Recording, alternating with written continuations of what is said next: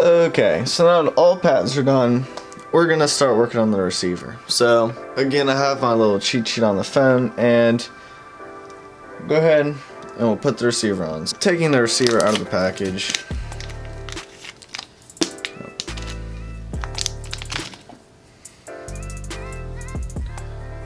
So as you can see right here, we have 5 different wires, and on our board we conveniently have 5 different pads soldered. So I'm going to go ahead, get my little cheat sheet out, and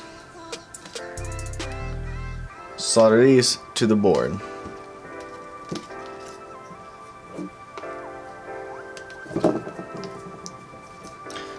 First, we're going to trim the wires.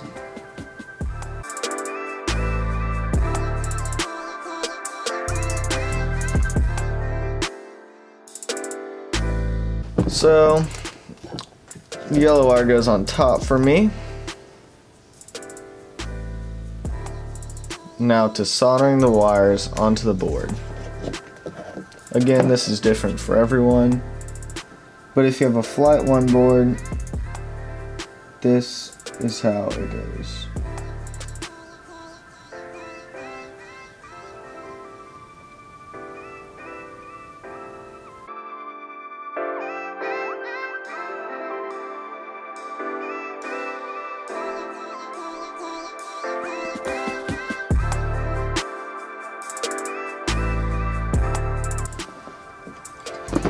So now all the wires are on. We can plug this right up to our receiver. If I can find it.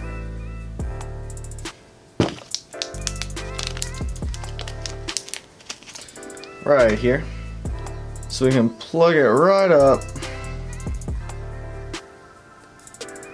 There we go. And we can also go ahead and mount the flight controller.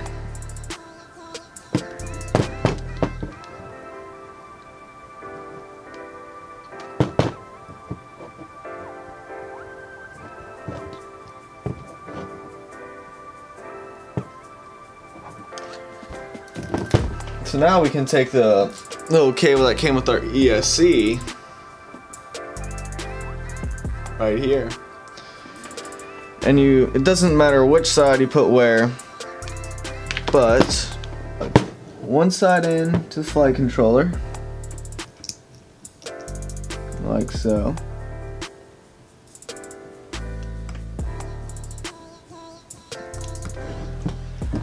And then go over and plug in to the ESC. So now, if you put a battery in, it should make the 3 slow beeps and the 1 long beep. So I'm gonna go ahead and grab a battery. I'll be right back. Okay, now let's plug it in. Hopefully it does not catch on fire.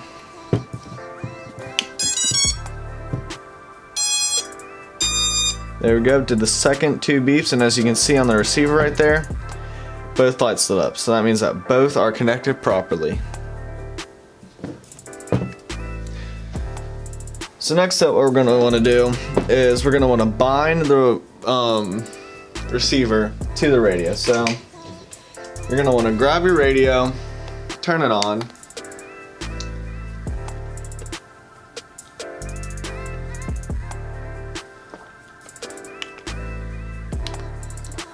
so you select whichever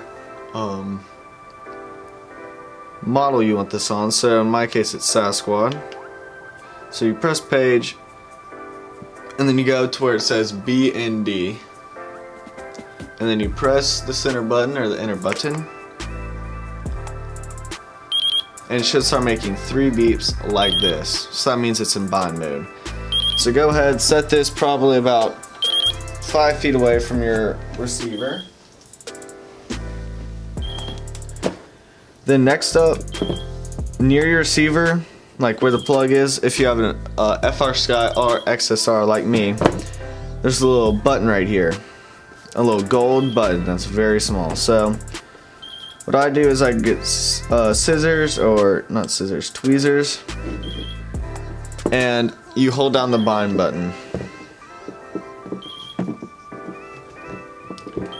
So next, with the other hand, plug in the quad.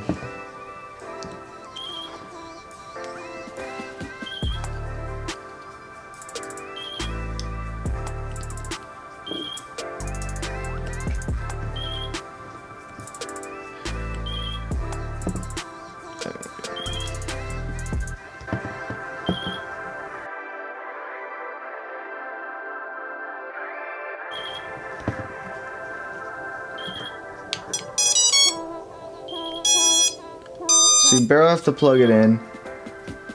And then as you saw on the receiver, there's a little green light. And that means that it's bind properly. So now you can take your radio, press enter again, takes it off of bind mode, and you want to turn it back, you want to turn it off, then back on. So now with your radio on, you should be able to plug in your quad, and the green lights on the receiver should come on. So plug it in. As you can see, the green light is on, so that means that it is bound. Get that focused. You can barely see it, but the green light is on now, so that means that it is bound to my radio. So that's complete. Next up, what I usually like to do is these connections with the receiver wires, the parts that actually receive the signal, is they're usually pretty weak, so if you crash, they sometimes come off. So I just like to take some hot glue and just glue them down a bit better, so just to make sure they don't come off. And the hot glue won't affect any part of your electronics, because really all it is melted plastic, and that doesn't conduct electricity. So we'll let that dry. While that's drying, you're also going to want to put some heat shrink on it. So take some heat shrink, make sure you get the correct size, and unplug the receiver so you can put the heat shrink on off, obviously. So once you find the correct size, you want to cut off the correct amount.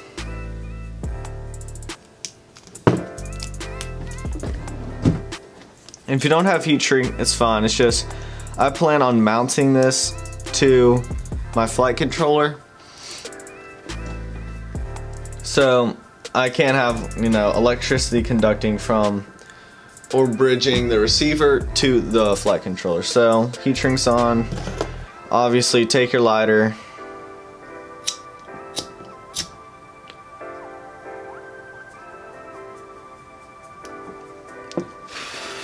so now your heat shrink is on your receiver.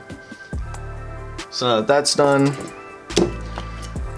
plug it back in, and we are now going to mount the receiver. So we're probably just going to mount it, twist up the wires, make those more organized. So we're probably just going to mount it right here on the, probably like this, on the edge of the flight controller.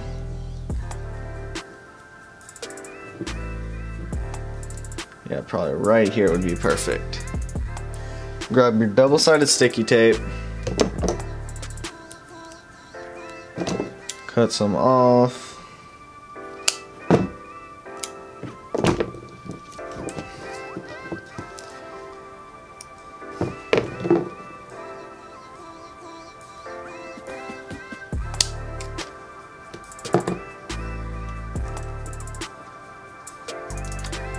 put it on the back of the receiver.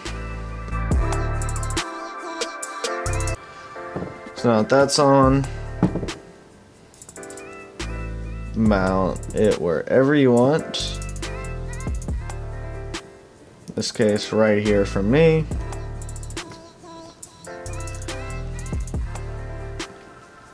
Let it sit there so the glue on the sticky tape can dry.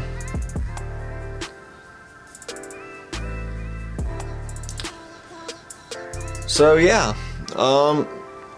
next what you're gonna want to do is mount the receiver wires. So this is always a wild card. You never know how you're gonna mount them. What I usually do sometimes is I take each wire and zip tie them underneath each arm, but whenever you crash,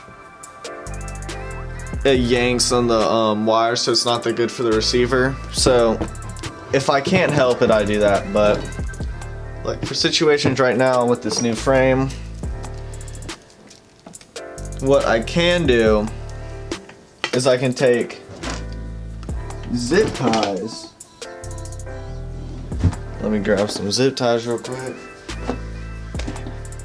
So what you do is you put a zip tie around each back standoff.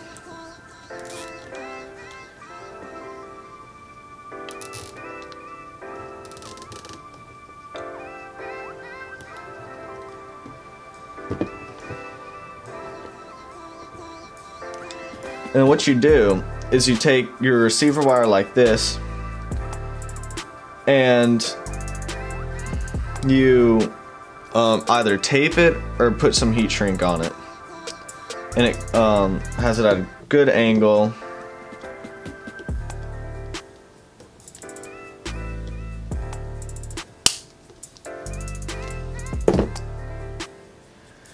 So usually I take some very small heat shrink,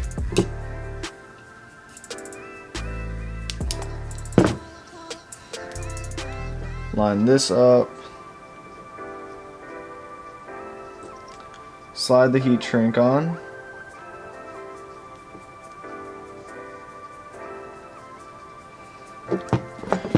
and obviously again take your lighter.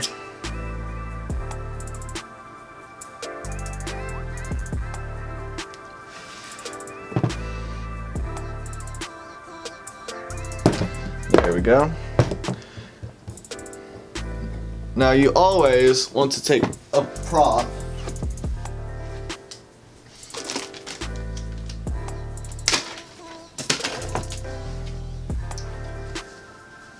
put it on a motor and make sure that whenever you spin it, it doesn't hit the wire. So luckily for us, it doesn't. So this is a good way to mount them because the props won't hit them, and they're also at a good angle for actual flying. So next, again, other zip tie, do the same exact thing. The zip ties are loose, you can always take these pliers and just pull.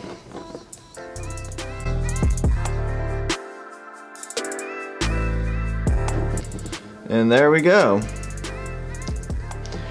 Now your whole flight controller and your receiver, they're both set up. So on the next video is going to be second to last step of building your race quad, the video. So in that video we're going to be setting up the VTX and the camera. So I'll see y'all in that video. Have a good one.